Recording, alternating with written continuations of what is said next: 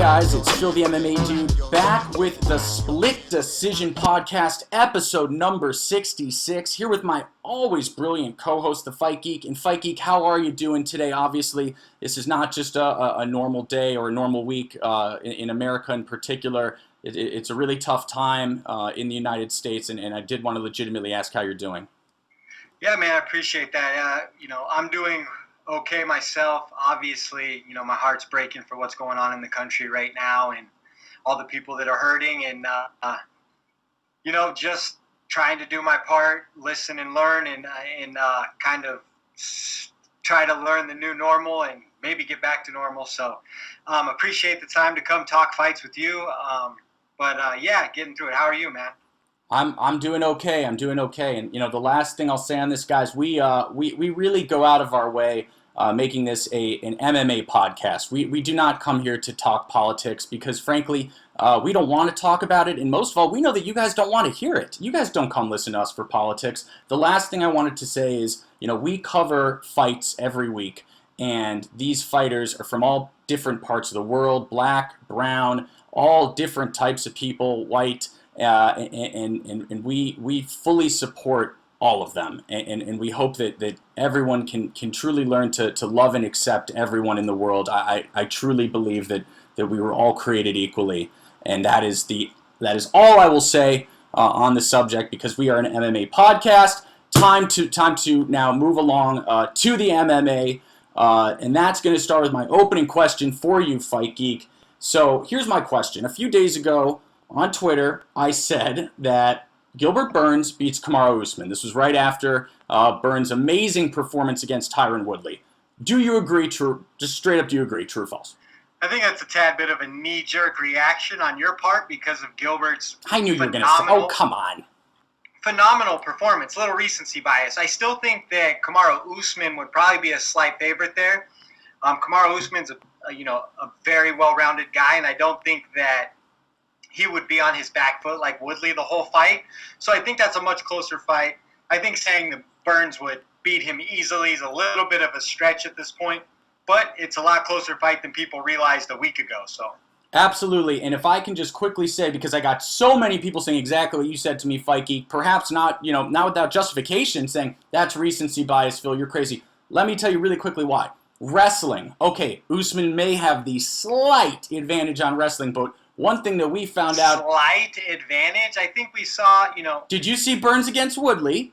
I did, but what is that version of Woodley? What kind of a measuring stick is that at this point? That's the big question mark. Okay, but hear me... Is that an impressive thing at this point, or is it just more myth than anything? I mean, Woodley was the 4-time defending champion less than a year ago. Correct, but he's coming off a 5-round lopsided decision where he was taken down. Then he had a long break. He's been, I picked him. I expected him. So did I. Oh, I was shocked by Burns. I think that, I guess we'll just kind of meld this into the UFC Vegas breakdown. But, Woodley, it's not necessarily that he's not in shape, it's just that he's not pulling the trigger. Offensively, he's too stagnant. That is really I honestly, I really don't agree with you on this one. I agree on Usman. What are you talking about? You think Woodley was afraid to pull the trigger? Burns was just out fighting him, man. Well, he was out fighting him, but he was certainly afraid to pull the trigger. Woodley tried. He was reaching. He was reaching. The first exchanges, Gilbert Burns dropped him with hand speed right up in his face. That got his attention, split his eye, and for the rest of the fight, he engaged in very, very small doses, little mini bursts, little combinations. I think maybe 3 times off the top of my head over the next 5 rounds. So I do believe he was limited, A, by that cut over his eye, B, by the damage he was taking on his front leg, and C, the fact that he got clipped early and Gilbert Burns got a ton of respect for him. Okay, let me just finish my thought on why Burns beats Usman, then you can counter it. I was saying, okay, yes, I give you Usman has the wrestling advantage. Burns obviously has a dramatic BJJ advantage, and Burns hits like a friggin' truck, unlike Colby Covington, who certainly does not. So, to me, there are so many problems for Kamaru in that matchup. Colby Covington's more of like a pitter-patter volume. No, that's what he is. He's a pitter-patter volume striker. Exactly. But Burns hits like a truck. Right. Burns is much more fluid with the striking and much more powerful. I'm not saying that Burns doesn't have the striking to exploit Usman in some parts of the fight, but, you know, I think Usman's pace and strength would be much different than a Tyron Woodley fight when he's 38 years old and refusing to engage. I mean, Woodley didn't even shoot once. I think, how many leg kicks did he throw the whole fight? One? I mean, he was not fighting a diverse fight at all. Okay, fair enough. Listen, I actually don't want to go too far into that because I do want to start from the very bottom of the UFC Apex card and then make my way up. But we'll go really fast. Guys, really fast breakdown, which I almost forgot to do, not going to lie. First, we've got UFC Apex / UFC Vegas, whatever it's called, recap. After that, we're jumping into the UFC 250 preview and picks. And then my favorite section, listener questions and more. So we've already done the opening question. Fikey, can we jump right into the UFC Apex recap there? Let's do it. There were some good performances. There was. All right. Chris Gutierrez defeats Vince Morales via TKO via leg kicks. Via domination for 3 rounds. Leg kicks. It was crazy.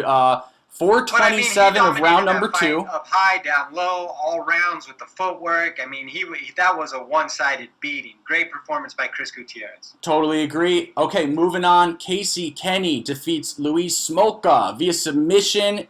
303 of round number 1. I've been sleeping on Casey Kenny too long. He's a tough out. That was impressive. I know that I picked Smoka. I thought Smoka's experience Kenny. Would give him problems, and I think you saw a little bit of that, but Kenny just kept coming forward, landing the bigger shots. Great performance by him. Absolutely. Okay, moving on. Brandon Royvel defeats Tim Elliott. This was an interesting fight because it looked like Tim Elliott had this one totally sewn up. And it was so bizarre, too, because Tim Elliott's known for his like kind of legendary scrambles where he kind of just keeps scrambling around, finding good positions, getting out of bad positions. And it was weird. He rolled right into that head and arm choke, and it was like he just was tired. He didn't even try to fight out of that. I mean, I've seen him scramble out of positions like that 100 times. Very strange that he just kind of settled for that. Is Tim Elliott, I mean, his career arc's kind of like Michael Johnson to me. Guys who are always competitive and then find ways to lose, you know? So it's a strange thing. He was in control of that fight until he wasn't, and then it was over. And just for the record, so obviously rankings came out, I believe, yesterday. Tim Elliott's dropped down 1 from 11 to 12 in flyweight. Brandon Royvel is now 11. So that makes sense. Yeah. Let me rephrase that. Tim Elliott wasn't dominating that fight. It was back and forth the whole time for the most part. But it did look like he almost had. It looks like he almost had Brandon, and then he didn't. Yeah, he kept ending up on the better end of the scrambles. That's why when he just kind of gave up in a scramble, that submission, I was really surprised. Absolutely. Okay, so let's keep it moving. Jamal Hill defeats Clayton Abreu via TKO, knee to the body and ground and pound, 1 minute and 51 seconds of round number 1. You were right. I was wrong. I thought Jamal Hill was all hype. Say it again. I was wrong. Yeah, Jamal Hill is I'm not quite sure what he has, but he has a little bit of the if factor. You know, he doesn't quite look that powerful, but it seems like when he gets in there and hits people, he hurts them. He's obviously got a long reach, and, you know, he's got he's got some decent athleticism. So I'm interested to see where he goes next because, like I said, he does hit hard. Yeah, what do you think of? So I've got a fight in mind in mind for him. I would like to see him fight Shogun. Okay, I can see that. Shogun's ranked number 15 for the record, light heavyweight. I think it could be fun. I think that makes a lot of sense, unless Shogun is looking to, I mean, there's not really a lot of legend fights for Shogun at 205. So, I mean, he basically is going to have to be somewhat of a gatekeeper, unfortunately, right? Yeah, absolutely. Okay. Moving on. I want to keep it fast and moving. Daniel Rodriguez defeats Gabe Greene at welterweight via unanimous decision. Honestly, I don't have too much to say, but Rodriguez... It was kind of a sloppy back and forth war, but it was a decent fight. Exactly. I don't have too much to say, but we'll keep an eye on Rodriguez. Okay, this fight was interesting moving on. Caitlyn Chukagian defeats Antonina Shevchenko via unanimous decision. You called this, and I said you were wrong. I said Antonina would win, and she seems to be the theme of the card. Oh yeah? You want to play that? Hey, I wasn't. I called Casey Kenny. I called Casey Kenny. You called Luis Smoka. You were wrong. Right. So Caitlyn didn't quite win the way I thought she would. I thought she would clearly win a point fight. I do contend that she won all of the exchanges on the feet for the most part as well, but she obviously dominated. Antonina Shevchenko, I hate to say it because I've been saying it, but she obviously has huge holes in her game. Any kind of grappling, and it's just... Right, and someone like Caitlyn Chukagian, I kept saying she has world-class coaching. If you have that kind of coaching and you're in the gym 24/7, you're going to be well-rounded in MMA like she is. So I didn't necessarily think she would go to the grappling that heavily, but it was a smart move. And the book is out on how to beat Antonina. So she's going to need to figure something out. That was definitely not a good look. She's been kind of beat up the last few fights. Yeah, this drops her to 8-2 now, and I think, is it fair and you thought she was going to be fast track to a title last week. Oh man, you were really trying to brag on this hill. Okay, I was just about to say, Fight Geek, I think it's time that we can put to bed the idea that Antonina is getting rushed upward to replace Val and force Val up to 135 again. Antonina she doesn't have what it takes to force that. Is that fair? Oh, sorry, you were muted again. No, you, not we, because we knew. Oh my, what do you mean we? You mean you knew? Oh. Exactly. No, you said we in your statement, and I'm saying no, you. Okay. Oh, wow. Anyways, you were really being obnoxious about this. Remind me next time I go 10 for 11, like at UFC 249, to be as obnoxious as possible on the next episode, which I did not do. Am I being obnoxious? Sorry. Oh, my gosh. You're being so obnoxious. Anyways, moving on. Mackenzie Dern defeats Hannah Cyphers 2 minutes and 36 seconds into round number 1 via I think this is almost identical to what I saw happening. Sloppy striking with Hannah Cyphers getting the better of the exchange, losing her balance, getting taken down, and getting submitted. So, yeah, absolutely. I don't want to say I told you so, but that seemed to have the writing on the wall. Okay, I mean, I chose Mackenzie Dern via submission too. I think a lot of people did. But no, obviously, for sure. But the one thing I will say about Mackenzie Dern is she proved us all wrong, made weight, and 2, looked in the best shape of her life. No doubt about it. So that is certainly promising going forward. Do you think she deserves a ranked opponent next? Yeah, when you see the kind of... Actually, no, probably not. What kind of opponent did Macy Barber get after beating Hannah Cyphers? I don't think she moved up to... She got Roxanne, didn't she? Did she? I can't remember off the top of my head. But, I can't either. Yeah, I don't know. Is there someone like... I mean, this was at 115, I believe. According to Tapology, this fight was at 115. Well, that would change things. Yeah, I don't really know what's next for her. Yeah, I guess she probably would deserve a top 15 at this point. I can't really think of the back end of the 15, especially since isn't Jessica I main eventing a card in that division next week? Or 2 weeks from now? Yeah, I just had to bring that up early, huh? Well, I'm just saying, I off the top of my head right now with everything going on, I can't think of the back end of the 115-pound women's division. Yeah, absolutely. So moving on. Roosevelt Roberts defeats Dog Fighting Brock Weaver via rear naked choke submission, 3 minutes and 26 seconds into round number 2. And this was a really impressive win from Roosevelt Roberts and a really, really amusing loss on the very unlikable Brock Weaver. Yeah, I mean, tough week for Brock Weaver. Roosevelt Roberts, I think, shows an extra wrinkle. You know, he's got not only the long arms and the good striking, good footwork, but he also has some jiu-jitsu and some grappling. So definitely a guy to be watching moving forward and a good win for him. Definitely. So here's my question quickly to you, Fight Geek, about Brock Weaver. So I completely, look, I'm not trying to bring up any kind of giant talk about Greg Hardy. Please, let's not do it. But the one thing I'll say in defense of Greg Hardy, oh my gosh, that already sounds bad, is at least the guy... what are you doing? The guy can fight. No, I'll tell you what, the guy can at least fight a little bit. Brock Weaver is doing all this horrible stuff behind the scenes with dogfighting, and he can't even fight. It's like if Artem Lobov did all this horrible stuff. I wouldn't say he's a horrible So fighter. Can Brock Weaver get, like, cut yesterday? Maybe you can pull some strings. Let's keep him. Oh, to the fight of the night, in my opinion. Billy. The Alpha Ginger. Yep. Getting robbed. No, I'm just kidding. Do you think so? Did you feel that way against Billy Q? I don't think it was a robbery, but I personally scored the fight 29-28 for Carlisle. Again, I could be biased. I scored it 29-28 for Billy Q. Did you? Yeah. Did you give Billy Q the first round? Now that I can't pretend to remember.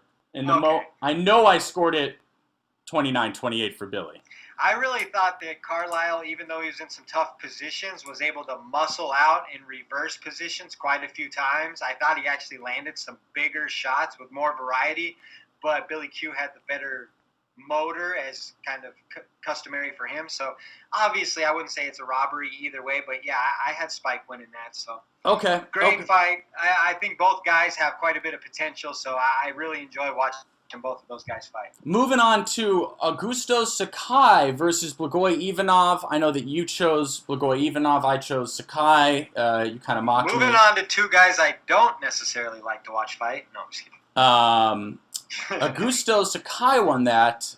You got it wrong, and I got it right. Yeah, that fight. See how it feels when I'm obnoxious? That fight was sloppy and boring. I think that's kind of how I predicted it. I thought Blagojoy Ivanov would be in a little better shape, let's be honest. That was probably the worst shape I've ever seen him in the UFC. Yeah, and he still nearly won.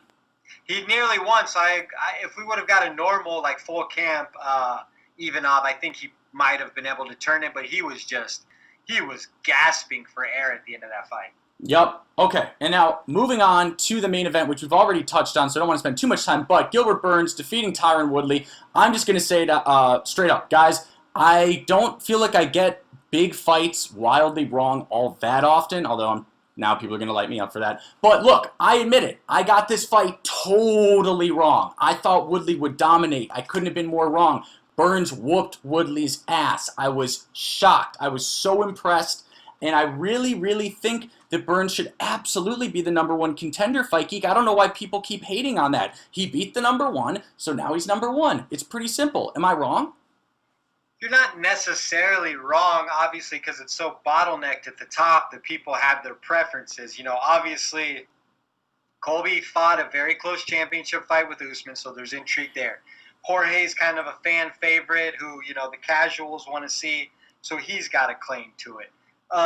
Yeah, but Jorge's got to shit or get off the pot. He's got to make a decision. I would agree, but I think what Gilbert Burns actually showed you is like a total package reaching its elite level. You know, 33 is somewhat of a man's prime, so he's really coming into, like, at 170, his body. I don't remember him ever being that powerful and that strong at 155 ever. How old was Woodley when he won the UFC belt? I want to say he was 34 or 35. Yeah, I think it was 34, 30, I think 33, 34. Yeah. But Gilbert Burns, I mean, he just really has come into his own. And I heard a really interesting comparison that I really agree with, that he's turned into the new Jacare with his hands, his takedowns, and his submission, which I think is a great comparison. You know, black belt with those kind of hands. I would even go as far as to say that I think Gilbert Burns has more fluidity and variety in his striking than a Jacare at this point. So, I mean, definitely. Gilbert Burns, skill-wise, could he be the #1 contender? Absolutely. But is there other guys with claims to that? For sure. Do you think Burns could be champion? I think he could absolutely be champion. Yeah, after showing us what he showed the other night, of course. In one night, I think he could probably beat anyone in the world. I mean, he put it all together, and like I said, you know, he's great everywhere. His striking impresses me so much. Absolutely. Couldn't agree more. Okay, are we ready to move on to the UFC 250 preview and picks? Absolutely. Let's do it! Starting at the bottom. Speaking of Gilbert Burns, his brother Herbert Burns versus UFC vet Evan Dunham. Who you got here? Yeah, I love it. I love it. So and perhaps this is a little bit of brotherly recency bias, but look, seriously, I got Herbert Burns. He's actually the slight favorite, which was surprising to me, frankly. Because, you know, I was more aware of Dunham than Herbert, frankly. But I really think that Herbert is going to pull this out with a unanimous decision win. Yeah, I can see that. I really dove into this, and a part of me wanted to pick Dunham, but when you really break down the last 8 years of his career, he's 5-6-1, and he hasn't won in almost 4 years. This is going to be a tall ask for him, at his advanced age, to come back and beat a younger fighter who's kind of ascending towards his prime. So I'm actually going to take Herbert Burns by second round TKO. All right, I love it. I love it. The Burns brothers rising. That Burns brothers. That kind of sounds, it's a little catchy there. Okay. Yeah. I'm sure no one's ever thought of that. All right. Thanks for this ask. Okay, Alonzo Menafield versus Devin Clark, a light heavyweight bout. This is fun one. This is gonna shake the ring. These are two big guys, big strong guys. I'm gonna take Alonzo Menafield here by. We really haven't seen him extended all that much, but I think that it'll be harder to get Devin Clark out of there because of his experience. So I'm going to take Alonzo Menafield by split decision. All right. I hate agreeing with you, but I've got Alonzo Menafield via third round stoppage. Yeah, I wanted to go there too. But Devin Clark's a big, strong kid. I don't know. I see a hard time him getting stopped. But the next fight is excellent. Juicy Formiga versus Alex Perez. I'll take this one first. This has got to be a pick'em fight, right? I can make a case either way for these guys. Both very fun fighters. Oh, yeah. I don't, for the record, guys, at least I don't look at the Vegas line day of. Usually I take a look at it perhaps a few days before. I'm pretty sure you, Fight Geek, never look at the lines, right? Never, ever. Yeah, so we don't put a lot of stock into the lines, and we're often very unaware of them going in. I'll honestly say I don't know the line for this Fight Geek off the top of my head, but I would guess it's very close, and I would guess that Juicy Formiga is the favorite. That's just what I would guess. And he is coming off 2 losses, though. That's exactly why I'm picking Alex Perez for the upset. Absolutely. I'm taking Alex Perez here, too. Obviously could make a case either way, but I just think the trajectories are going in different directions. Alex Perez by decision here. All right, we got to stop agreeing and fast. But, okay. So here, let me make my picks and you pick the other one then. Ha ha ha ha ha. All right, let's keep it moving. Charles Byrd versus Mackie Pitolo. This is pretty much a pick 'em to me, too. I'm taking Mackie Pitolo. Oh, are you really? Okay. Yeah, all right, good. Mission accomplished. Mission accomplished. I'm taking Charles Byrd. I'm taking Byrd, so mission accomplished. Excellent. Okay, keep it moving. Cody Stamen versus Brian Kelleher. And this... turnaround. Yeah, go ahead. This is an interesting one. Yeah, this is a great fight. I think Cody Stamen's a little better than Brian Kelleher and a little more durable. He's a big Vegas favorite, FYI. Big. Yeah, I think he's very durable. He's very tough. He's fought some good fighters, very, very tough. So I'm actually taking Cody Stamen by decision here. All right. And I know this is not popular.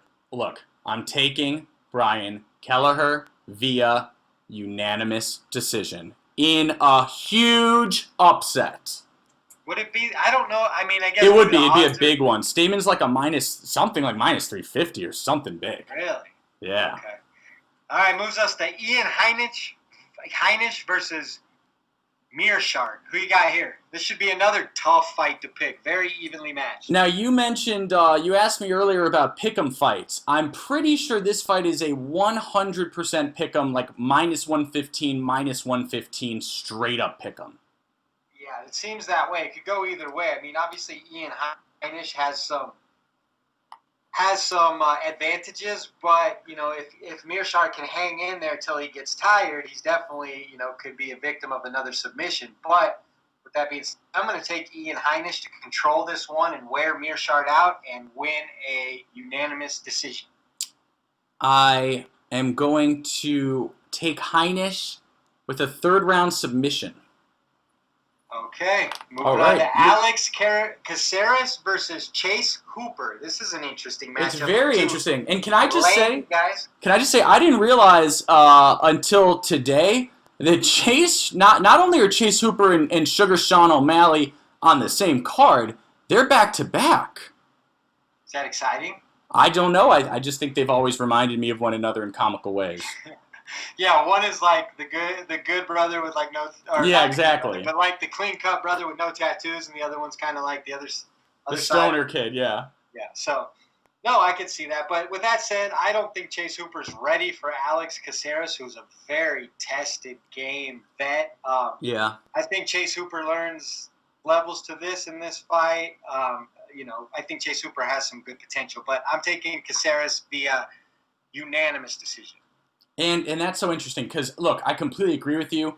One thing Chase does is he gets hit way too often, and he's already shown that he's a little chinny, even in his wins. He holds that chin up way too high. Caceres is a very dangerous, wily vet, and I still have Chase Hooper winning by, ready, unanimous. Nope, no. I'm changing it. Split decision. Split decision for Chase Hooper. That's a ballsy pick, in my opinion. Okay, moving on I like to to the live main dangerously, card. Fight Geek. I like to live dangerously. Sugar Sean O'Malley versus Eddie Wineland. Probably the best competition Sugar Sean's ever faced, even though Eddie's a little advanced in his age. Does it surprise you, really quick, does it surprise you that Sugar Sean is a minus 500 favorite? That surprised me.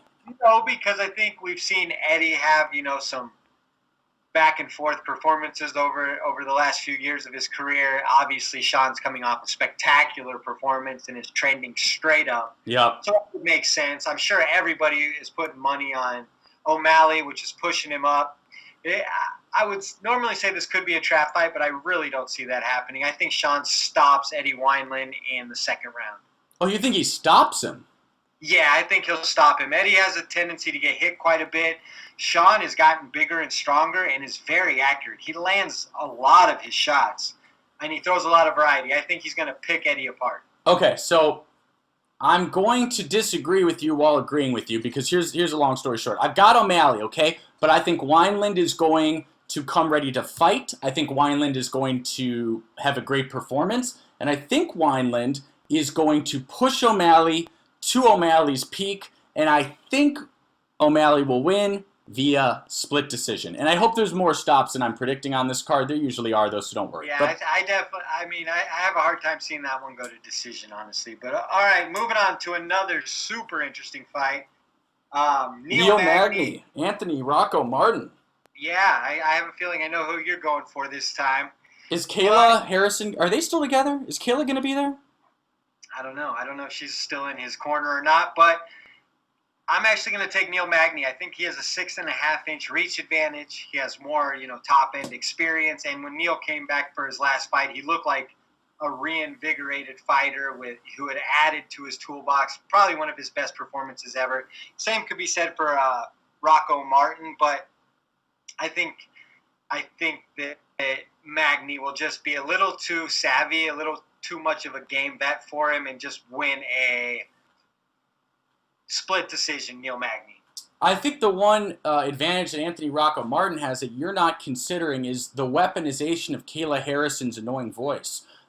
She can the speak. Weaponization. She can speak so loudly, shriek so loudly that even pre-COVID, when stadiums were full, you could hear her as if she was an announcer sitting next to Daniel Cormier. So you think that's going to work against Neil? I think it's going to get in his head. I think that, look, Kayla's not a girl to be taken lightly either. If she bullied me on the street, I'd give her all my money. Like this. Huh? I said only on the Split podcast can you get a breakdown like this. Exactly. Come on, guys. This is special. So you're taking Rocco Martin via Kayla Harrison's voice. I'm taking Anthony Rocco Martin via unanimous decision through Kayla Harrison's irritating voice. Fair enough. Let's move to the absolute best fight. Probably the best fight. The top three fights are really fascinating to me. I've heard a couple people kind of talking about this card, saying that it's not really worth a pay-per-view. Well, it got way better. It got way better really fast. The intrigue for me with Corey Sandhagen, Aljamain Sterling, Cody Garbrandt, and Amanda Nunes, there's enough intrigue in those top three fights for me personally to pay for on any night. Totally agree. I cannot wait. Totally agree. Corey Sandhagen versus Aljamain Sterling, let's just start. It's a pick-em. It's minus 115 on both. Two absolute rising elite fighters in that division who are going to meet at the absolute perfect time. This is going to be such a great fight. There's going to be great action. Who you got, baby? Who you got? Oh, man, I went back and forth on this, and I just watched the embedded before we got on here, just trying to get little insights here and there. But I really have a hard time picking against Corey Sandhagen here. I think that he's going to be better on the feet. I think Aljamain's going to eventually try to implement his wrestling versus Cody, because I think Cody's going to get the better on the feet. Corey. Sorry. Yeah, sorry. Corey, whatever. Yeah, I hear you. Yeah. Corey, I think Corey's footwork will allow him to stay away from the takedown and circle out, stay on the feet. I think he's going to win on the feet. But I do also think that if he gets taken down, he will be able to scramble and find an advantageous position. Not sure he's going to submit Aljamain Sterling because of his grappling background, but I'm going to take Corey Sandhagen via unanimous decision. Wow. Now that is an interesting pick, because I have Aljo, a.k.a. unofficially the human backpack, at least I like to refer to him as the human backpack, getting the third round sub when Corey gets just a little tired. Yeah, I mean, I can see Aljo winning in a lot of ways too, but I don't know. Maybe I'm drinking the Kool-Aid on Sandhagen here. He's showing us a lot. If you look at, I mean, it was is his third fight in the UFC? He takes on John Lineker, and then he comes back and he beats Rafael Assunção. I mean, great performances. Oh, yeah, I'm not, this fight is amazing. I just feel Corey Sandhagen beat Rafael Assunção handily, and Rafael Assunção beat Aljamain Sterling, correct? I know that's a little bit of MMA Yeah, I math, mean, that's MMA math there, but yes. But, I mean, it just goes to show you how fast Sandhagen is. Right. No, I agree. Okay, So I'm taking Sandhagen here via decision. Okay, very fair. So now we are moving on to Rafael Assunção versus Cody Garbrandt. This is the co-main event, number 6 versus number 7, bantamweight. Fight. Cody looks like he's aged about 10 years since his last fight, so the intrigue for me is crazy, because if he loses 4 in a row, especially to a guy, who's on a 2-fight skid, I know Assunção's a perennial top 5 guy, but he's 38 now. So for Cody to come in and lose to Rafael Assunção at 38 on a 2-fight skid would be the end, in my opinion. What do you mean by that? Because what do you mean? What do you think? Because now would he be cut? No, I just mean like public perception. For instance, there's still grumblings. People I hear all the time. Oh, Cody, the best bantamweight in the world. Oh, Cody, if he just did this, Cody, I get that. Cody looked amazing for a few nights, especially against Dominic Cruz. But I still think in people's minds they want to believe that Cody can be that elite guy. So yeah, I think if he loses his 4th straight to Rafael Assunção, especially by stoppage, I think that would officially put him in a space where fans don't see him with elite potential anymore. And once the fans don't see you with elite potential anymore, you're somewhat irrelevant. He would be somewhat of a Luke Rockhold figure, in my opinion. Yeah, and here's why I'm so worried about Cody, because Cody said that after this fight he's dropping to flyweight, which I didn't like to hear. Yeah, I don't know about all that.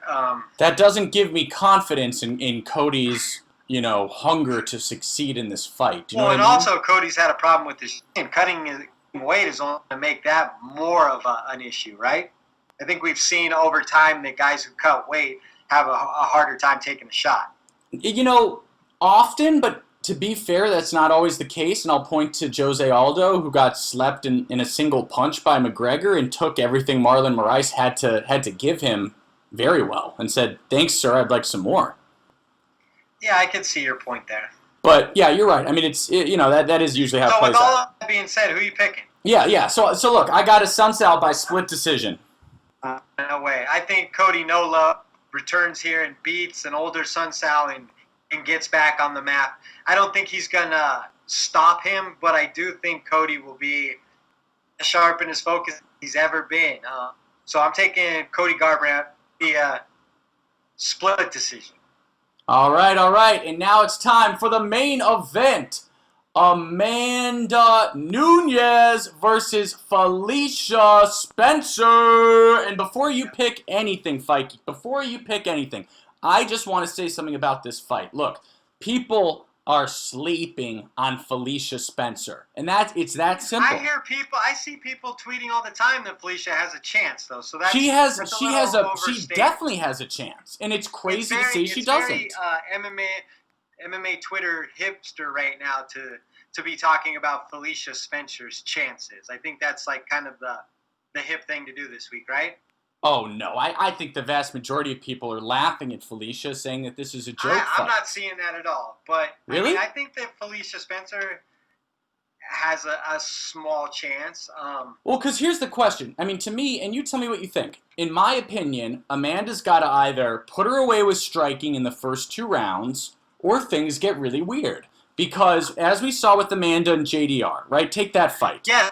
You can't take that fight. JDR is arguably the greatest female kickboxer that's ever been in the UFC, and Felicia Spencer is not a striker whatsoever. So we can't take that fight as anything. But Spencer, you're right. Spencer's not nearly as good of a striker, but she's very tough. She's very tough, is she not? Romero, and it's like, no, that's not how you do that. I'm just saying, if Nunes needs to go to plan B and take her down, it ain't going to go so good.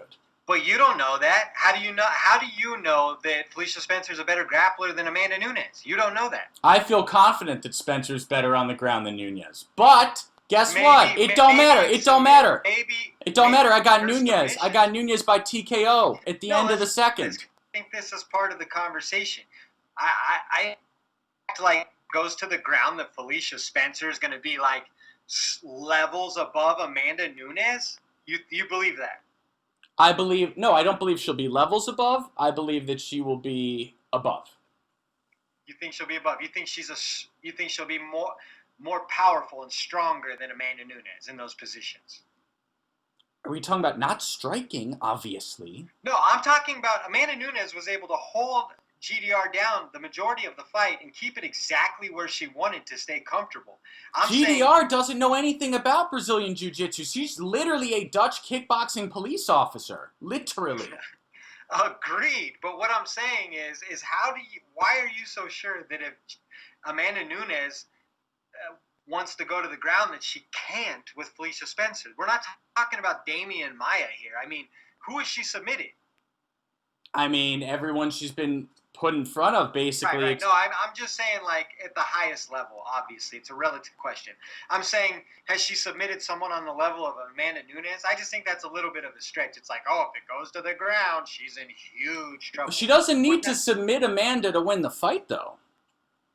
No, she doesn't, but I agree. I think if they're on the ground, I'm not necessarily giving the edge to Felicia Spencer, who's going to be in her first title fight against arguably the greatest female fighter who's ever walked the planet, one of the best. Not arguably, she definitely is. Let's be clear. She right, is. But I'm saying there's a gravity to the situation. You know, I just think it's going to be hard for Felicia Spencer, especially when there's no ebbs and flows of the crowds to go off of. You know, I just don't see her dominating Amanda Nunes. Anyways, I'm harping on this. We'll keep it moving. I'm going to take Amanda Nunes by 3rd round TKO. All right. So all of that arguing, and we only disagree by 1 round on who wins that. I think it's crazy that everyone, especially you, just assume that if it goes to the ground, that Nunes is at some huge disadvantage as the champ, greatest fighter of all time, and at ATT, arguably the greatest camp in the world today, the best training partners in the world, the best coaches, and she's going to go get washed by Felicia Spencer on the ground. I just think that's no. I did not put words in my mouth. I'm saying if Nunes gets rid of her inside of 2 rounds with striking, first and foremost, women's bantamweight and featherweight need to consider a formal surrender. I mean, they just do. That's it. Surrender. It's over. Second, Amanda Nunes is technically defending a belt this weekend that the UFC doesn't even recognize on their website. They recognize it. They just don't recognize rankings on it. Well, yeah, you couldn't find the division that belt's being held in. Yeah. No, I hear what you're saying. How deep is that division? 3 fighters total? I mean, Look, Felicia is certainly at the top of that. I mean, you got below that, Megan Anderson. Some people think Megan Anderson actually knows how to fight. Megan Anderson's the number 2 ranked person in the class. Okay, that tells you everything you need to know. Can we move on to our favorite part of the show now? I hate Megan Anderson. Okay, sorry. My bad. Sorry. I went too far. Okay. All right. We will now take a quick break. We'll be right back with listener questions and more. Hey guys, it's Phil the MMA Dude letting you know that this episode of the Split Decision Podcast is brought to you by TotalAggressionClothing.com. Visit www.TotalAggressionClothing.com and use the promo code 46210 to receive a special Split Podcast discount on all Total Aggression hats, shirts, hoodies, and more. Again, that's www.TotalAggressionClothing.com with promo code 46210.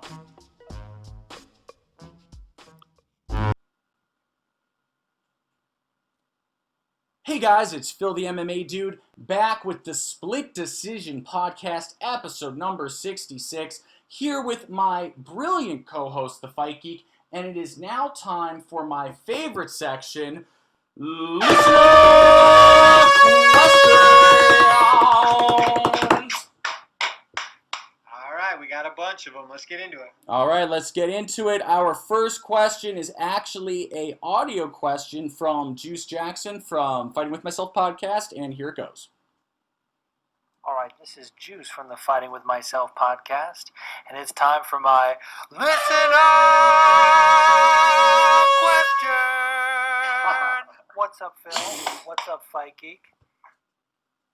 What's up, man? I want to know if Felicia Spencer pulls a rabbit out of a hat this weekend and stops Amanda Nunes, where does that rank on the list of all-time upsets in MMA? Love y'all. Love the show. All right. Great question from Juice. There's been a lot of them. I don't think it would be as shocking as what happened to Ronda Rousey with What do you Holly mean? Holm. You just said Spencer has no chance. I didn't say she has no chance, but once you've seen huge upsets, you're aware of the possibility. So, it wouldn't be as shocking to me to see Nunes lose this fight as it was for me to see Ronda lose the way she did as an undefeated champion. Now, I don't know if I can... Now, I do not know if I agree with that. Well, that's your God-given right, Phil. I hate when you say those logical things. So yeah, you can disagree with me all you want, but I would have a hard time seeing this being a bigger upset than Ronda getting stopped with a head kick as an undefeated biggest superstar the sport's ever seen. Yeah, Juice, this is a great question. I think it'd be a huge question. Yeah, I think it'd be a huge upset. And I've already spoken, literally directly about this. Also, Juice, one thing I really don't appreciate is you kind of overshadowing my listener questions singing. Yeah, that's trademarked. Juice, no, but he kind of did better. He did borderline better, which is really fucked up. That's fucked up, bro. But okay, sorry. I'm done. Hey, Juice, you looking for a job? Hey, not funny. Okay. Anyways, no, I think it'd be a huge upset, Juice. Do I think it'd be bigger than Holm defeating Rousey? Honestly, no. But it would be close. I could see it being something like... It'd be close. It'd be close, dude. It wouldn't even be Chris Weidman beating Anderson Silva, let's be honest. Stop. It'd be a huge upset. Why do you keep trying to discredit Spencer? Upset, but it wouldn't be Chris Weidman beating Anderson Silva clowning around, that's for sure. Okay, Fight Geek does not like Spencer. I don't know if you guys can tell. I like Spencer a lot. I think she's very good, and I think she has a 15% chance of winning. Okay, all right. Fair enough. All right, I got one queued up from Instagram here. Instagram.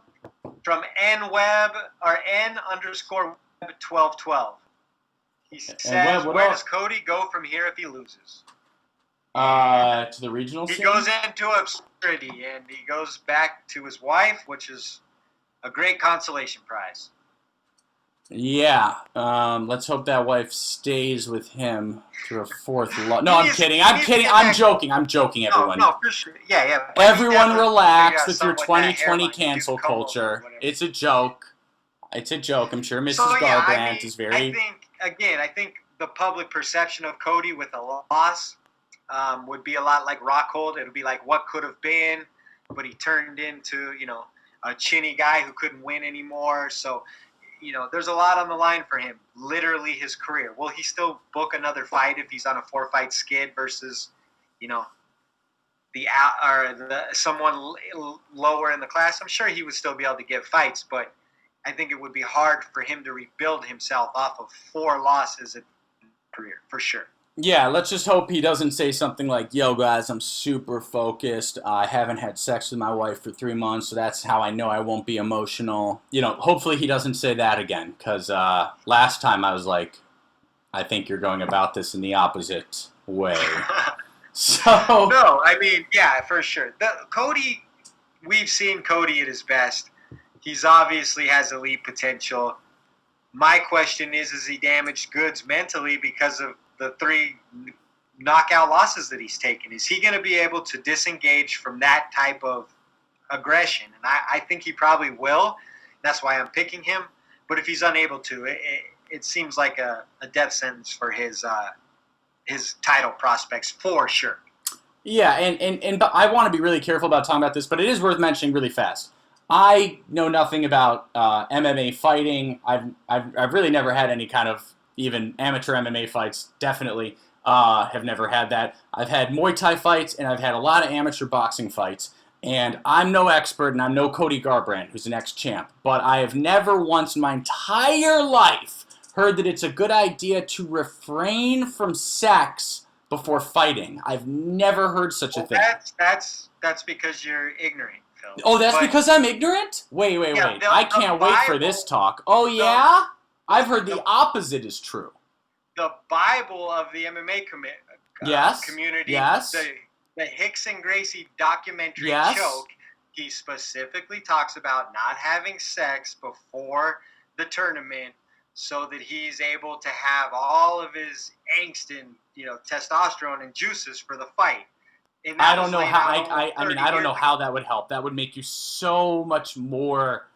That's not true. You ever heard about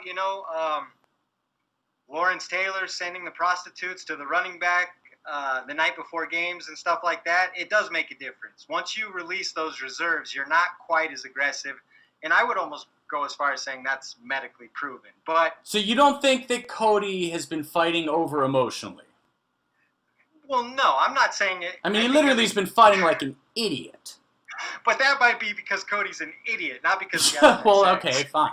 So, anyways, I'm picking no love in this, and let's keep it moving. All right, let's keep it moving. All right, moving on.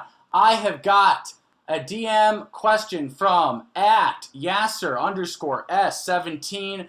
Yasser, my man, you are from Ireland. Shout out, Ireland. He says, do you think that Rufus Sport is the most overrated camp in the world? Also, if Tyron Woodley could or should change camps, if he wants to get back to the way he was and fix the timid style, where should he go? Do I think Rufus Sport is one of the most overrated? I don't know if it's the most overrated, but I would say based on results, yes. It's definitely a little. I mean, it's not looking so good right now, right? I mean, I'm going to take a lot of heat for this. I think Sarah Longo is a little overrated if you look at their results. And that's why with Cody going over there, I'm still a little – I think Cody needed help with his striking, so I think that might be a nice fit for him. But I don't think that, he's going to be some new fighter. I think that we've seen – fighters struggle in that system. So I would say those two, in my opinion, are probably the 2 most overrated based on reputation. Yeah. I think it's a very fair question, frankly. I would obviously point to obviously Tyron Woodley. Everyone wants to crap on Woodley, which is fine, but let's please not forget, guys. He is a 4-time welterweight defending champion. Usman has. To put that in perspective, Kamaru Usman has one. He has one title defense. Wasn't he doing the majority of his training at ATT during that title reign? I mean, he was very sketchy about it, frankly, but Right. I got the impression that he was actually mostly in Milwaukee. Oh, I got the impression that he actually had like his own ATT setup for a while. Okay. So, but I could be wrong. He's jumped between the two for sure. All right, so I've got another really quick question. This is my last DM question. This is from Zan Bando99. Guys, give him a follow. Love this guy. That's at Zan Bando99. He says, assuming Nunes beats Spencer, could Cyborg return for a promotional crossover fight in 2021? Hashtag AskSplitPod. What's the realisticness of that situation, Fight Geek? I think that's what he's really asking. Zero is the realisticness. Zero. That will not happen, ever. Because Chris has voiced a lot of interest. Well, Chris voiced a lot of things before the UFC decided they didn't want her. So it doesn't matter what she's voicing. The UFC is not in the Chris Cyborg business. They never wanted to be in the Chris Cyborg business. And now that they've moved on, they're not going to be going back to the Chris Cyborg business. You can mark that up. Let's be honest. Are you going to tell me that if Nunes just spanks Spencer, that you don't want to see Nunes Cyborg too? Well, that's a different question. What do I want to see and what is realistically to be happening? Dana White is not going to be cross-promoting his champ with the most dangerous challenger in the world. It makes no sense for the UFC to do that. And because what they would have to do is split the revenue, and those are not going to drive the revenue to a place like a McGregor-Diaz where it's worth a co-promotion. It's just not, period. Yeah. Very, very hard to disagree with that. Okay, so do you... What is it? What is the fight everyone wants to see? Of course it is, but no, it's not going to be happening. So, everybody, if you're listening, no, that's not going to be happening, unfortunately. All right, you're like the guy who told everyone Santa's not real. That'd be a bummer. No, I know, but I mean, we covered this quite a bit with like Dana White and UFC cross-promotional fights. There's literally zero chance of that happening in MMA. Okay. All right. Sorry, everyone. No, or what? I mean, it looks like the fun police have come to shut down the fun party. Give me your case. So Dana's just going to offer her up? They'll let her fight on a... No, obviously it's never happening. I'm just not trying to say it. I'm not trying to be a bummer, bro. Well, sorry. Okay. Keeping it real goes wrong. Let's keep all right. I agree. Okay. This question is from Vic to Dick. That's at Victorious1612. What do you guys think are the chances that Cody gets the bantamweight strap back? Also, same question for TJ when he comes back next year. How do you think TJ matches up with the top contenders? Hashtag AskSplitPod. What a great question, What Vic. a great question. Well, first of all, I don't see Cody Garbrandt ever getting that title back. I just Correct. think there's That's correct. so much talent there. I think he was ahead of the curve at one time, but now the curve is caught up, and he's just one of the guys in that top 6 or 7. I firmly believe, and this might be biased, that TJ Dillashaw will come back and be a much more viable threat to a title, even at his advanced age, than Cody Garbrandt will be. I see TJ Dillashaw being able to come back with his style and footwork, defensive wizardry, and being able to beat the guys who are there now. Could you imagine Peter Yan versus TJ Dillashaw? That's an absolutely perfect stylistic matchup on the feet. Yeah, and it's going to be fascinating to see, right? Because I don't know if there's ever been more pressure for someone to succeed to justify the rest of their career than Dillashaw. 100%, because Dillashaw, make no mistake, was one of the top 5 fighters pound for pound in the world at one point. Yes, he was. And now he's had a very big fall from grace. Absolutely, but he's also going to have 2 years to think about it, and he's the type of hyper-competitive guy that's not going to take a step back. He's going to come back better than ever. I'm sure him and Dwayne Ludwig are working on all kinds of new, footwork patterns and different, philosophies and stuff. I guarantee you he will come back and be a viable player. Cody, it's going to be more of an uphill climb for, in my opinion. I think he has some tough stylistic matchups. And again, until he shows us that he can get out of a firefight using his head, it's going to be a big problem for him. And by the way, just to be clear, I am a huge Cody Garbrandt fan, okay? I still own a No Love t-shirt. I don't know if that's embarrassing, but I'll admit it. I just really pray, Fight Geek, that Cody has sex with his wife and doesn't do anything stupid with energy. I think the division's a lot more interesting when Cody's a viable player. So me too. I want him to win. Yeah, I really hope he gets that energy. He doesn't. Come on, man. Don't be stupid, Cody. Imagine if Cody starts winning, and TJ comes back, and we have Jan, Sandhagen, Sterling, Moraes, Dillashaw, and Garbrandt all chasing that title. I mean, goodness, it's a great top 6. And I know this is really unpopular, but I'm really in that niche now. I know this is unpopular, man. I'm really hoping Henry Cejudo comes back because guess what?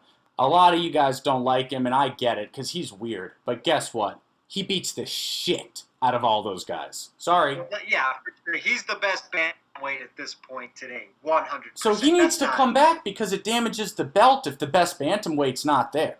It just does. Well, I believe the 2 best bantamweights aren't there personally. I think Henry. Oh, you're saying TJ what? Demetrius? Who's the second? DJ. Yeah, that's what I thought. Okay, but he's a flyweight. TJ Dillashaw? Oh, sorry, I thought you said DJ. My bad, bro. No, the best 2 bantamweights in the world, in my opinion, are TJ Dillashaw and Henry Cejudo. I don't disagree. Can you think of how big that rematch would have been at 135? Oh, my God. Especially if one's coming off a suspension and one's coming off a retirement. You like to come back for both. I could see that happening next year for sure. Absolutely. Okay, we better move on so this episode doesn't take 5,000 hours because we have a ton of questions and they were all great. Okay, do you have one or should I go? Yeah, I've got one queued up from a reusable shoe. Reusable shoe. OG, what up? He says, how are you guys holding up? First question. Just like we said earlier, man, hanging in there. Praying for the world and our country and just trying to do our part. Also, why the F is Jessica Eye in another main event? Great question.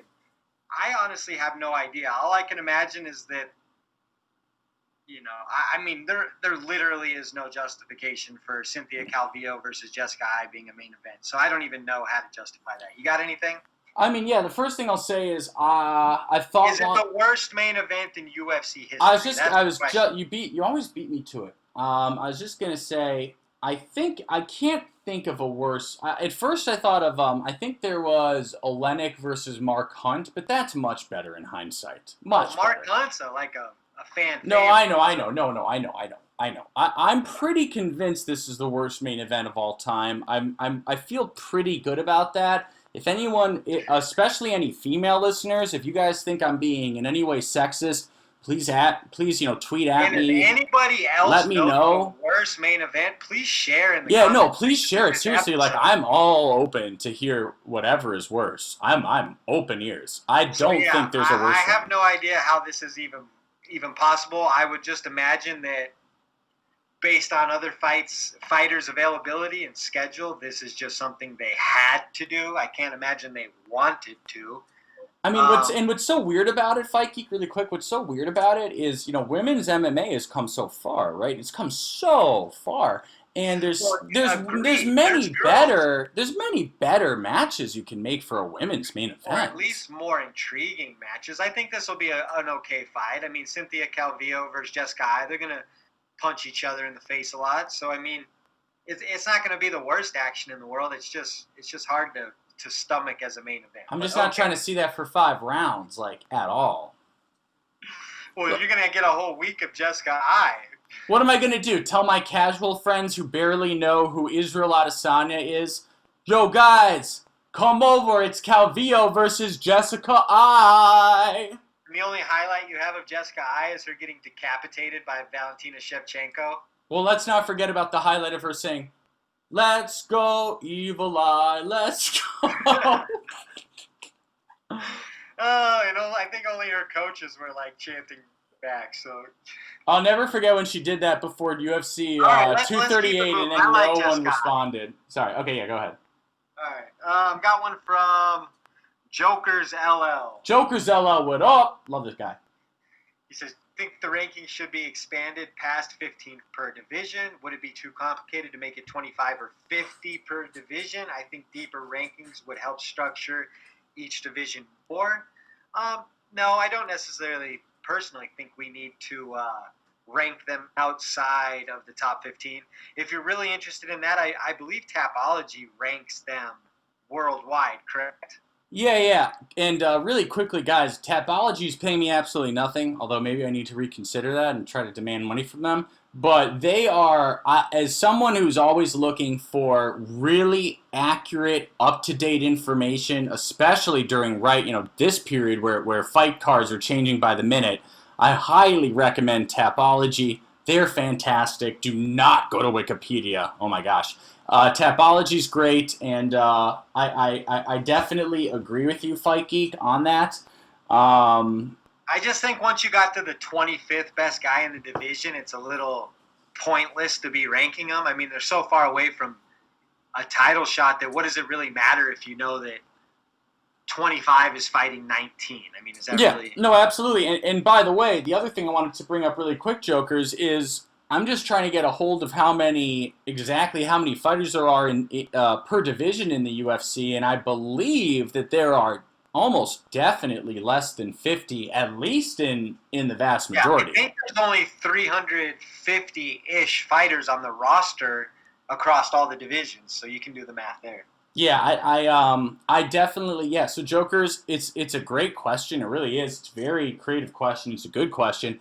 I personally think that 15 is a good number. Now, if it was only 10, then I'd say, whoa, let's get this a little bit longer of a list. But 15 seems right to me. It really does. I think I really like, for instance, like if you're ranking all of the fighters across, Bellator, UFC, ONE, yada yada, PFL, then you go to something like Tapology, who are the top 50 or something. I think that would be more viable because, like you said, I just don't think there's the depth in UFC to rank 25 guys or 50 guys.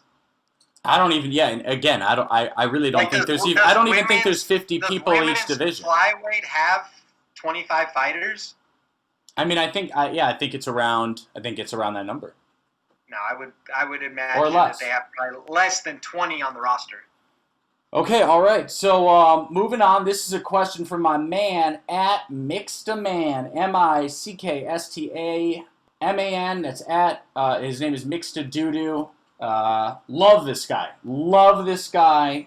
And what's interesting is he used to piss me off, and now we're like really good friends. So I don't know. But anyways, he says, I don't know what the relevance of that is. He says each TV deal that the UFC has negotiations for is substantially larger than the previous deal.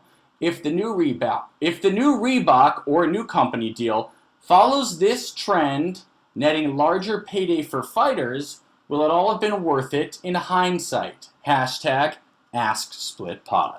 See, I'm not sure that's going to net bigger paydays for the fighters. Exactly. They don't have a fighter union, and they're only getting a very small percentage now, and I would imagine they would be getting that small percentage. So I think the UFC stands a lot more as they continue to leverage themselves each TV deal. But until the fighters have a unified union or some type of representation, I don't know how they get a bigger piece of that pie. Yep, totally agree.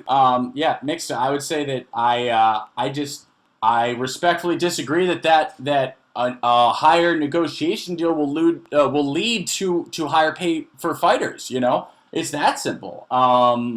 So yeah, that's really my answer. But great question from Mixed Man. And moving on. Do you have a question? Should I go? I've got one. Yeah, I got one queued up from Cyrus King. Cyrus King, what up? Sorry, dude. He says, if John Jones somehow was able to go to Bellator, other than Ryan Bader, what fights await John over there? I do not see many options. I see 3 options here for John. Oh, wow, you do? Because I agreed with Cyrus, so go ahead. No, I think you could definitely do the Bader fight. I think Gegard Mousasi makes some sense at 205, and you could throw him in waiver and people watch that. So there's 3 fights for him there. He obviously wins all 3 comfortably. Hold on. Mousasi, Bader, who's the third? Fedor at heavyweight. Oh my God, man. You don't think that John would take that fight and the people would watch it? I do, like how many how many times are we gonna worship Fedor the dinosaur? Like, dude, he's over. I get it. He was great. He was really special. But you can do whatever. You can think whatever you want. He just won a fight. He's still on Bellator's roster. Yeah, he beat Rampage Jackson, who literally took a fight for a paycheck so he could go and blow a bunch of coke. You feel about it, but I don't care what you say. I firmly believe that's a fight that John would take, Fedor would make, and Bellator would make 100%. I agree. I'll just never forget after Rampage almost threw the fight, and then he goes, hey guys, the paycheck's all the same whether you win or lose. I'll never forget when he said that on live TV. I'll throw you for a loop here. I would be almost willing to say that John wouldn't go to Bellator and would be more inclined to go fight in One or Risen. Well, obviously. I mean, John's not going to take any fight that he feels in any way threatened by. No, I'm saying, John, you don't even listen. You're just so blinded by your John narrative. I'm saying that I'm listening. John may not find Bellator appealing. There may be better fights in One for him, even though there's not a lot of notoriety. I mean, you never know where John's at, but he does sound like he wants money. So let's just okay, great. Could you imagine? Never mind. Go ahead. No, I was going to say, could you imagine John going to the PFL and just I mean, yeah, that would be every year, but that probably would be a step in his pay anyways. I mean, so hang on. He gets rewarded $1 million when he makes $5 million a fight. No, that's what I was saying. That's not reasonable. He would not go there. But I'm just saying. Yeah. I'm not sold that he would go to Bellator either. Yeah. So let me be really clear, and I'm going to keep this. I promise I'm going to keep this really high level, really professional here. A lot of people simply don't know who Jon Jones is, and that's okay. And I'm not looking down on you. Jon Jones is not leaving the UFC. He is being a drama queen. Now, I want everyone to listen to this, and I want you to mock me if this changes. And if Jon Jones leaves the UFC, I want you to write on my wall, hey, Phil, remember when you said Jones wasn't serious, you fucking idiot? I want you all to write that. Because I'm right, and you guys are wrong. And Jones isn't leaving. So that's it. All right. Well, that's it. I can't wait to see if I'm right or wrong. I can't wait. Cyrus should know better than to ask a Jon Jones question because you just end up rambling about the Obviously, Jones is not leaving. Obviously, he has zero intention of giving up the light heavyweight belt. Let's move on. Next question. Let's definitely move on. Jones is not leaving. Anyone who thinks he is insane. You have a question over there? I just can't believe how many people think he's actually leaving. Like, you guys, are you kidding me? Are you kidding? Okay, sorry. Anyways, Combat Sports with Rhino says, John, Izzy, Volk, and Cejudo versus Stipe, Usman, Khabib, and DJ. All at catchweights, even between their own divisions. It scored team style like the old IFL was. I've got it 3-1 for one team. What about you two? That's a tough one. I really broke these down, and I have it 3-1 for John, Izzy, Volk, and Cejudo, and I've taken John, Izzy, and Cejudo. I think Khabib would beat Volk pretty clearly, but I would take John via decision versus today's version of Stipe. All right, so I have this 2-all. I definitely have Khabib beating Volk. I've got Cejudo beating DJ. I've got Usman beating Izzy. And I've got Stipe beating John.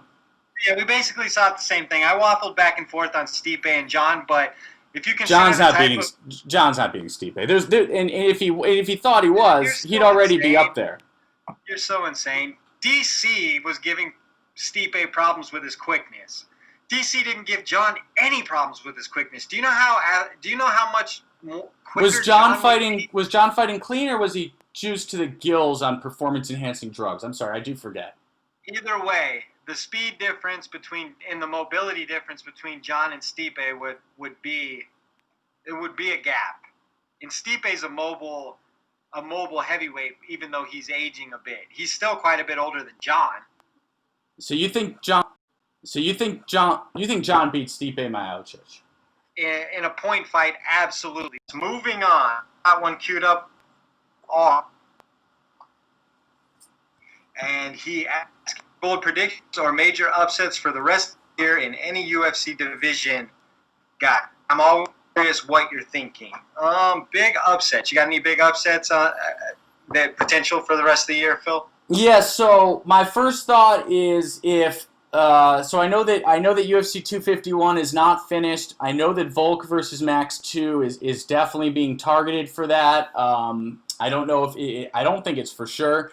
But I love Max Holloway, and I have no idea how he wins that fight. I know people are going to get mad. I am sorry about that. I don't know how he wins the fight, but I think that after that, I think that Korean Zombie fights Brian Ortega. I think Zombie smokes Ortega.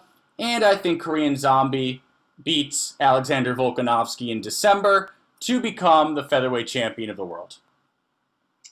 Okay, nice scenario. I would just keep it simple and say I think Costa will beat Izzy.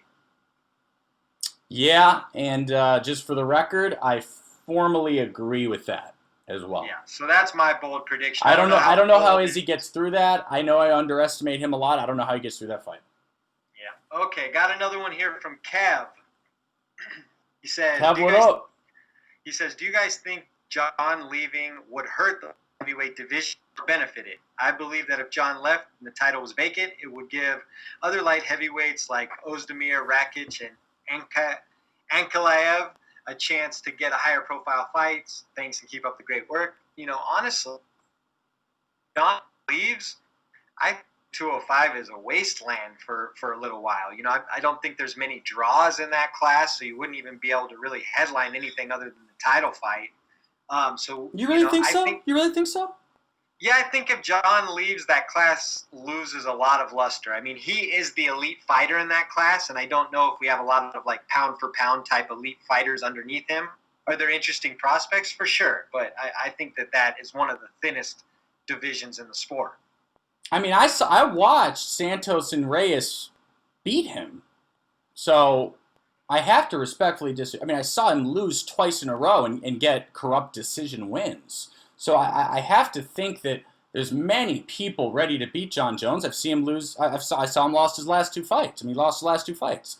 I know people can say whatever they want. Oh, the judges said this, and that's nice. And I understand that Jones is a big commodity financially, so obviously he's going to get unfair wins that he doesn't deserve. But let's not pretend that Jones hasn't been losing his last few fights. Whatever you say, man. Okay, and one. Proper Vegetables. He says, who does Colby fight next? Usman and Burns seem to be fighting next, so the rematch is off the table. Masvidal hasn't shown any interest in a Colby fight recently, and with the fight with Woodley, wouldn't be much of a gain for him since he's coming off two devastating losses. Hashtag Ask Split Pod. So who does Colby fight next, in your opinion? So I think he fights Woodley. I've heard rumors that Woodley came out a few hours ago and said that he had accepted and signed a bout against Colby. I know that those two say a lot of things, and that hardly means that the fight's happening, but I've heard it's Woodley-Colby next. I hope it's not, because that will be a very, very ugly loss for Woodley, and it's time to admit that. So I really hope that... Yeah, I've got a more interesting scenario, and I think that Colby actually wants it, with the new drama of him leaving ATT. Why not debut Dustin Poirier at 170 versus Colby Covington with the bad blood over ATT? I think that's a great stylistic matchup. You got You think that would be competitive? Dead serious. Yeah, I do think it would be competitive.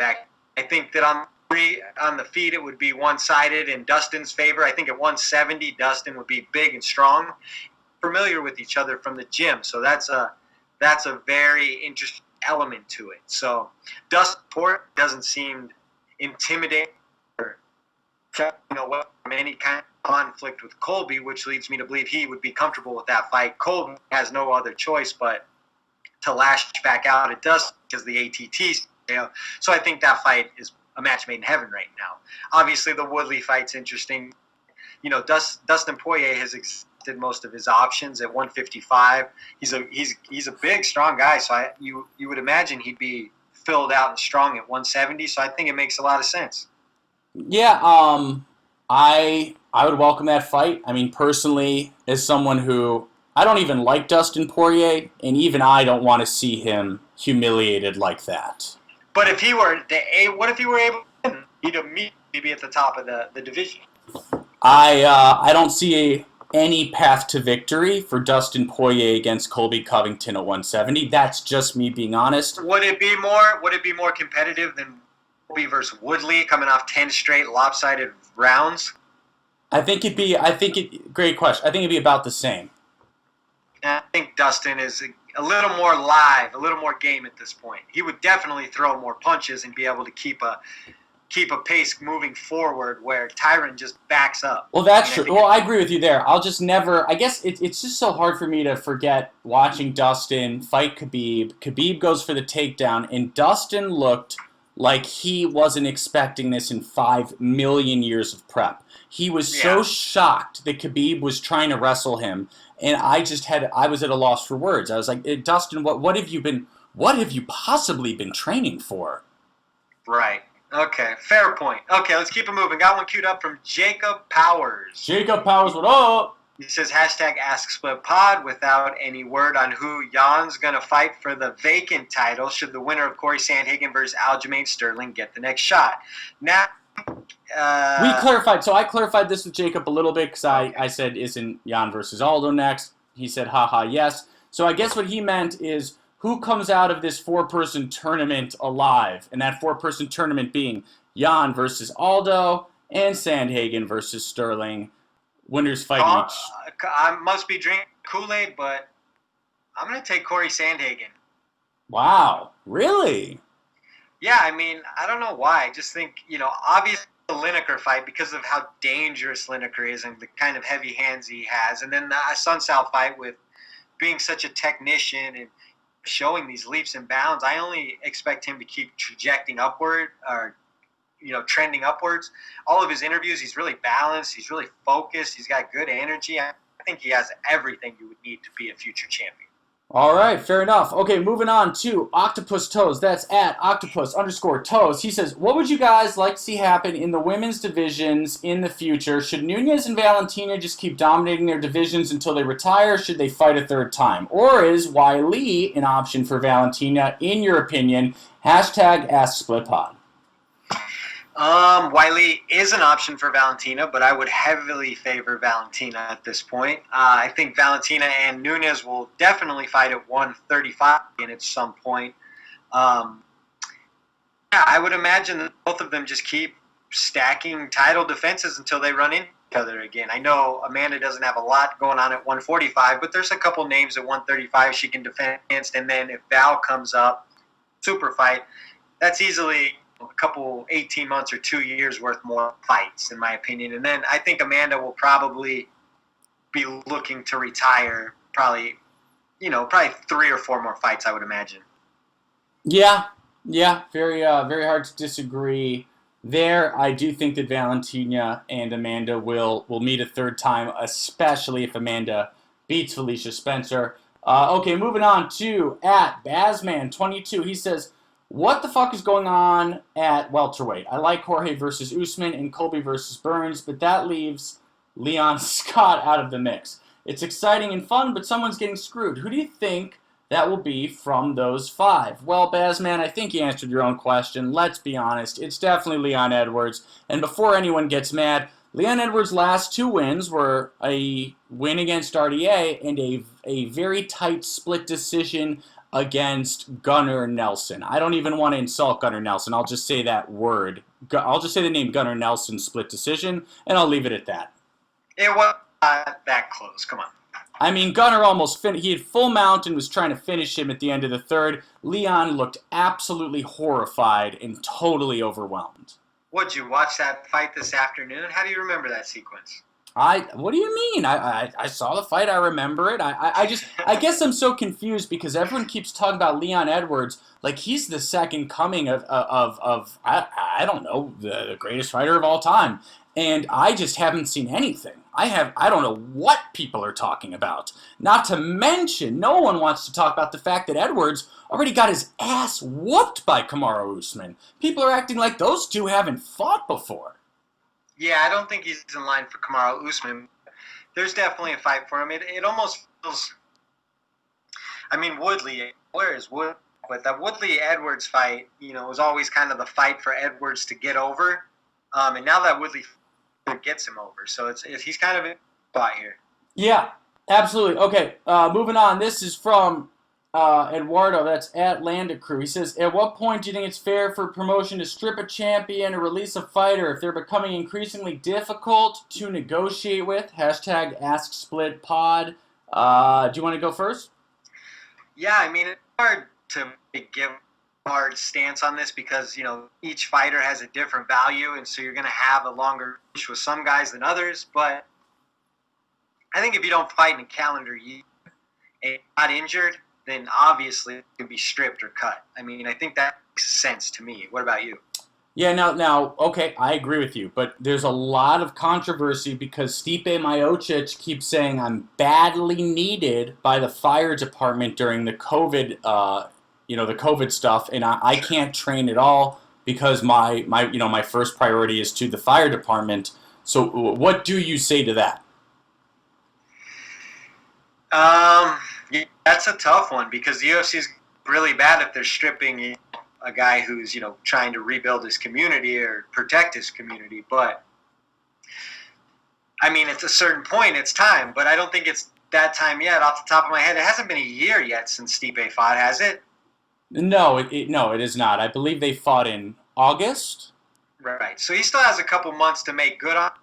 Once a year around, if you're still...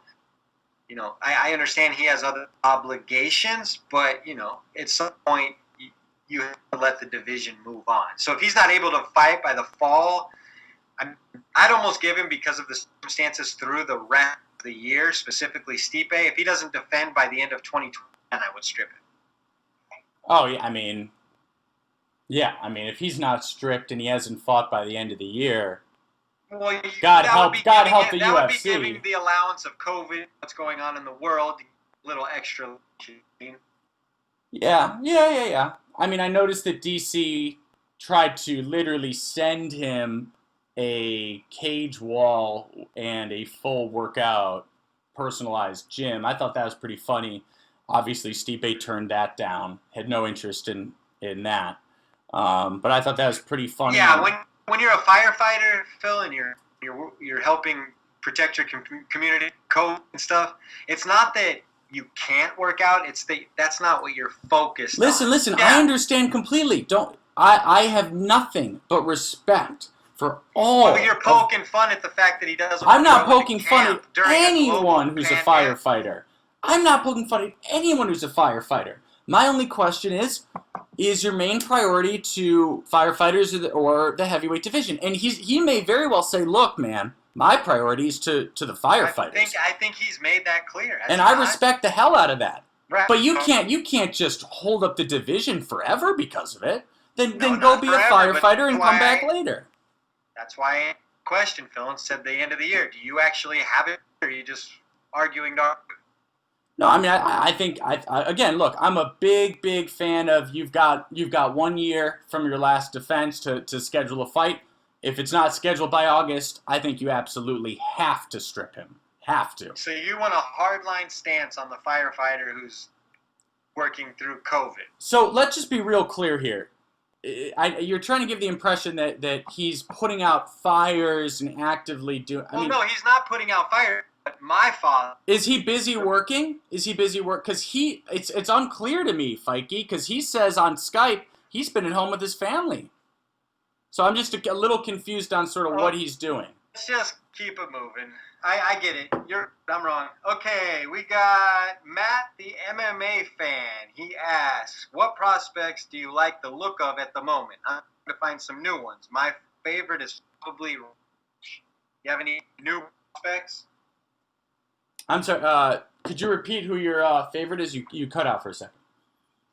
His favorite is Rakic, Alexander Rakic, 205. Yeah. Who are your top prospects right now that you're looking at? Yeah, I think Bryce Mitchell is very, very special with his ground game. Question, how do we define prospect at this point? Is it under a certain age? Is it under a certain I think it's unranked. I think it just means unranked. Okay, so is Sean O'Malley still unranked? That's a great question. Because Sean O'Malley's a borderline super and he's still a prospect in my opinion. So I would take Sean O'Malley as my favorite prospect because he hasn't beaten a ranked opponent yet. But I understand he's not your normal prospect, right? Yeah, he's a little kind of high end for prospect. I mean, I believe he's got the number 2 best-selling T-shirt in all of the UFC. But I believe he only has 2 or 3 UFC fights total. Yeah, no, he's definitely a prospect. Yeah, I'm looking at him. It does not look like he is ranked. So yeah, you can absolutely use Sean O'Malley. I mean, I would put Bryce Mitchell. I would put Chase Hooper. I would put Macy Barber, even though, let me just double check that she's not ranked here. I don't believe she is. Well, Macy's quite a bit more than Sean, but she's also... Oh, Macy's ranked number 9 in flyweight. Gives you an idea of how horrible 21? Flyweight is. Oh my gosh. She's still a prospect for sure. Yeah. I would say those are my 2 favorite prospects at the moment: Sean O'Malley and Macy Barber. Okay, yeah, and I'll put in Bryce Mitchell, and I really like Chase Hooper, but I'm gonna put in Bryce Mitchell. I like Jamal Hill too. Yeah, I'm just not quite. I gotta see more. I'm not quite sold on him yet, because I'll never forget. Alexander Rakic is the best example. Everyone loved Rakic. Everyone couldn't get enough of Rakic. And then he went after one great performance and he shit the bed.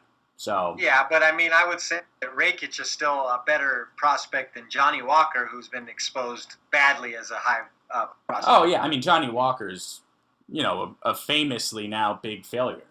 Yeah. Well, hopefully he can bounce back. Okay, we got another one from Alexander. He says, Alexander. Tony Ferguson had 6 months of training camp for a grappler. Sucks on short notice fights. Lando Veneta example. Cut weight twice. Dropped Justin. Looked small at 170. Blew his nose in the second round. Can he beat Justin in a rematch? Could he beat Justin in a rematch? Considering all of the stuff that happened or all the circumstances. Yeah, I do. I think on any given night, could have beat him. That was Justin's night. Obviously, Justin was laser sharp, and Tony didn't quite to be himself. Favor Justin in a rematch, but Tony could absolutely win under different circumstances, in my opinion. Oh yeah, 100%. And actually, I thought I think it was Joe Rogan who said this. And look, I do not like to give Joe Rogan a lot of credit. I mean, you guys know that. I won't go too far into it, but I am no big Joe Rogan fan. That's for damn sure.